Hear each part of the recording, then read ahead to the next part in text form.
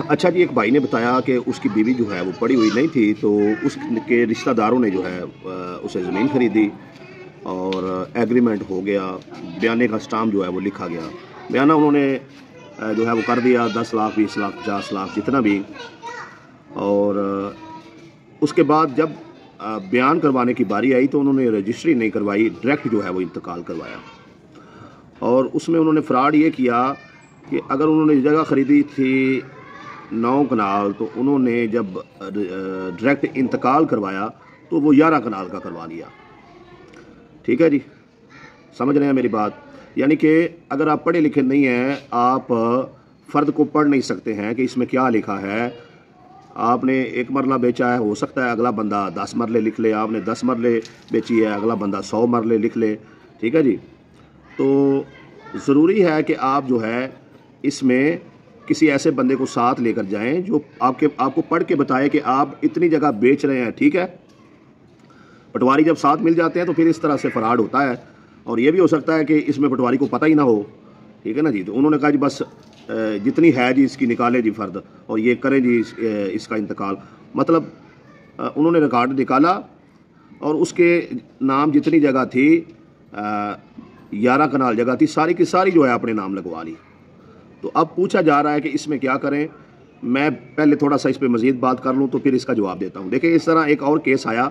एक बंदे ने किसी से जगह ख़रीदी और जगह ख़रीदने वाले ने कहा कि भाई तुम बतौर गवाह जो है ना वो अपनी वालिदा और बहन को भी साथ लेके आना। अब उसने एक गवाह अपना तैयार किया हुआ था, एक जो वो जिससे जगह ख़रीद रहा था उसकी वालिदा बतौर गवाह हो गई, और जितनी जगह उसने ख़रीदी थी उतनी ही जगह उसकी बहन की थी। जब बयान करवाने की, इंतकाल करवाने की डायरेक्ट बारी आई तो उसने कहा जी हाँ जी कितनी जगह बेची है जी? हाँ जी 4 कनाल बेची है जी। तो उसकी बहन से पूछा कितनी बेची है जी? 4 कनाल बेची है। वो तो बतौर गवाह कह रही थी ना 4 कनाल बेची है, लेकिन ख़रीदार ने ये चूना लगाया कि दोनों की 4 कनाल जो है अपने नाम लगवा ली। अब वो बाद में उन्हें पता चला कि ये हमारे साथ क्या हो गया। तो पटवारी के पास गई, उन्होंने कहा जी आपने तो बयान दिए हैं, आपने कहा मैंने 4 कनाल बेची है, आपने भी कहा 4 कनाल बेची है। तो वो बहन कहती है मैं तो बहन की बतौर गवाह आई थी कि इसने 4 कनाल बेची है। तो भाइयों, इस तरह से भी फ्रॉड होते हैं जब आप पढ़े लिखे ना हो। ठीक है जी, एक बंदा किसी स्टाम्प फरोश के पास जाता है, वो कहता है जी मैं पहली ठेके पे ले रहा हूँ, मैं उसे 2 लाख रुपया दे रहा हूँ, मैं 50,000 रुपया आपको दूंगा। आपने करना सिर्फ ये है कि बयाने के स्टाम्प में 2 लाख की बजाय 20 लाख रुपया लिखना है। वो कौन सा पड़ा हुआ है? बोल ये देना कि मैं जो है इसमें लिखा है 2 लाख आपने लिया है, तो वो कहेगा हाँ हाँ तो ठीक है इसमें अंगूठा लगाओ। तो लेकिन आपने जो तहरीर लिखनी है उसमें 20 लाख रुपया लिखना है। समझ रहे हैं मेरी बात? भाई मुख्तलिफ तरीक़ों से जो बंदा पढ़ा हुआ, एक बंदा पढ़ा ही नहीं है, आप उससे 1 एकड़ ख़रीदते हैं, उसकी जगह 25 एकड़ है, वो सारी नाम लगवा लें डायरेक्ट इंतकाल करवा के, उसे क्या पता है? तो ज़रूरी है कि अगर आप पढ़े हुए नहीं हैं, और इसी तरीके से अगर आप ख़रीद भी रहे हैं, अगर आप ख़रीद रहे हैं, आपने पैसे जो हैं वो 10 मरले के दिए हैं, हो सकता है वो आपके नाम डायरेक्ट इंतकाल 5 मरले का करवा दे। आपने पैसे जो है वो 10 मरले के दिए हैं, हो सकता है वो आपके नाम जो है इंतकाल 2 मरले का करवा दे। तो ये जो कमी पेशी है, इसको रोकना कैसे है? इसको रोकना ऐसे है, अगर आप पढ़े हुए नहीं हैं, आप प्रॉपर्टी को बेच रहे हैं, आप प्रॉपर्टी को ख़रीद रहे हैं, अगर आप पढ़े हुए नहीं हैं, आप बयाना अपने हक में लिखवा रहे हैं या बयाना किसी को लिख के दे रहे हैं, आप पढ़े हुए नहीं हैं, डायरेक्ट इंतकाल किसी को करके दे रहे हैं या किसी से डायरेक्ट इंतकाल करवा रहे हैं, आप पढ़े हुए नहीं हैं, रजिस्ट्री आप अपने हक में करवा रहे हैं या किसी को आपने रकबा सेल किया है, तो भाइयों आपने काबिल एतमाद बंदा ज़रूर ढूंढना है जो आपको सारी तहरीर पढ़ के दे, जो आपको सारी तहरीर समझाए। ठीक है जी, क्योंकि उन्होंने, अगर आप अपना बंदा नहीं ढूंढते तो उन्होंने बस पटवारी को मैनेज करना है, उसके बाद आपका रकबा गया हाथ से। ढूंढते रहें, फिर आप वो सारी भले आपकी अपने नाम लगवा लें। ठीक है जी, उसके बाद हो सकता है आपने दिया 1 करोड़ रुपया हो और आपने ख़रीदी 5 कनाल हो, तो वो आपके नाम 5 मरले लगा दें। ठीक है जी, तो भाइयों जब आपके साथ इस तरह से फ्रॉड हो जाए, कोई मर्द हो या खतून हो, जिसने बेचे तो 5 मरले हैं, अगले बंदे ने धोखे से 50 मरले नाम लगवा लिए हैं, आपने ख़रीदे तो 20 मरले हैं, लेकिन उसने धोखे से आपके नाम 2 मरले लगा दिए हैं। ठीक है ना जी, स्टाम्प में गलत अमाउंट जो है वो लिखी गई है। ऐसी तमाम सूरतों में जो है पहले तो आपने गवाह जो है वो लाजमी रखने हैं, और गवाह जो बंदा पढ़ा लिखा नहीं है वो अपनी मर्जी के शामिल करे, अपने काबिल इत्माद शामिल करे। कल को अदालत में गवाही देनी पड़े, पंचायत में बात करनी पड़े, थाने में बात करनी पड़े, जो हर अपना ज़िला के मुतलका DC के पास बात करनी पड़े, AC के पास बात करनी पड़े, SHO के सामने बात करनी पड़े, जहाँ भी बात करनी पड़े वो सही से गवाही दे, वो बोले हाँ जी इस बंदे ने मेरे सामने ये 50 लाख रुपया दिया है, वो सही से बात करे।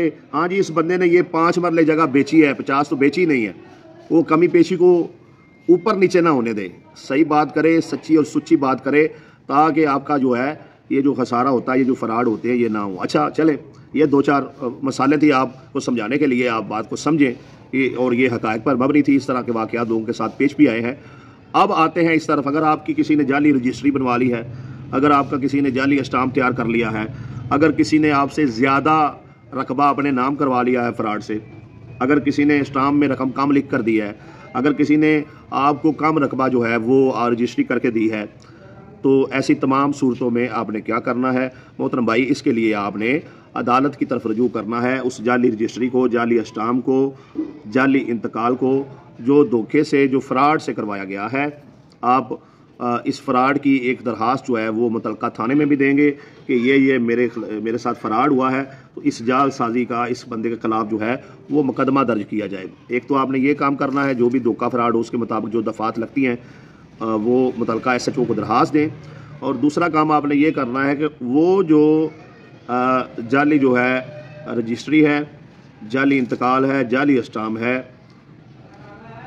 जाली कोई एग्रीमेंट इकरारनामा जो है, जाली फुल पेमेंट का स्टाम्प बना लिया गया है, उसको कैंसिल करवाने के लिए आपने अदालत में केस कर देना है जैसे ही आपको पता लगे। ठीक है जी, ऐसा नहीं होना चाहिए कि अगला बंदा जो है वो जाली चीज़ें लेकर कोर्ट में चला जाए और आपके खिलाफ भाई इसने सारे पैसे ले लिए हैं, ये रजिस्ट्री नहीं करके दे रहा, बाद में पता चले वो तो स्टाम्प ही उसने जो है वो जाली तैयार किया हुआ है। ठीक है ना जी, तो जैसे ही आपको पता चले आपने फ़ौरन अदालत में केस कर देना है, किसी अच्छे वकील से बात करें जिसका नाम अच्छा हो, और उसकी कैंसलेशन के लिए आपने दरख्वास्त जो है वो दायर करनी है। इंशाअल्लाह ताला आप अगर हक़ पर हुए तो ज़रूर, थोड़ी देर लगेगी, टाइम लग जाएगा, लेकिन जज साहबान जो हैं वो कायद को देखते हुए जब फैसला करेंगे इंशाअल्लाह ताला वो जो आपसे फ्रॉड किया गया है किसी भी किस्म का, जाली रजिस्ट्री का, जाली इंतकाल का, जाली स्टाम्प का, इंशाअल्लाह ताला वो कागजात, वो डॉक्यूमेंट जो हैं जब उसको अदालत जो है कैंसिल कर देगी, तो ना सिर्फ वो कैंसिल होंगे बल्कि उस बंदे को सज़ा भी हो सकती है कि जो जाली चीज़ें जो है वो तैयार करता है और लोगों को जो है उनका जीना हराम करता है, उन्हें परेशान करता है, और उनकी प्रॉपर्टी पर जो है वो बुरी नज़र रखता है, और उनका माल जो है वो हड़प करना चाहता है।